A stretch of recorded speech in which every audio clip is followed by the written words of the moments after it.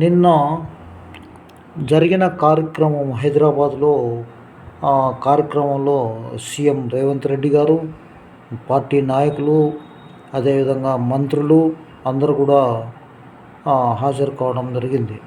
అక్కడ ముఖ్యంగా జ్యోతిరావు పూలే, సావిత్రిబాయి పూలే విగ్రహాలను ఆవిష్కరించిన సీఎం రేవంత్ రెడ్డి. ఇక ముఖ్యంగా కొన్ని సమస్యల గురించి కూడా చెప్పాడు. 22A నుంచి తొలగిస్తాం, వివాదం లేని భూములను జిల్లా కలెక్టర్లకు, రిజిస్ట్రార్లకు ఇప్పటికే ఆదేశాలు ఇచ్చాం. ఫీజు డబ్బులు రెడీ, బ్యాంక్ ఖాతాలో అడ్వాన్స్గా ఉంచుతున్నాం. ఈ విద్యా సంవత్సరానికి 250 కోట్లు ఉంచాం. ఒలింపిక్ పథకం తెస్తే ప్రభుత్వ ఉద్యోగం ఇస్తాం. రాష్ట్రంలో కులగణన చేసి కేంద్రానికి సవాల్ విసిరాం. అదేవిధంగా ఎమ్మెల్యేలు ఇష్టం వచ్చినట్టు మాట్లాడదని కూడా చెప్తున్నాడు.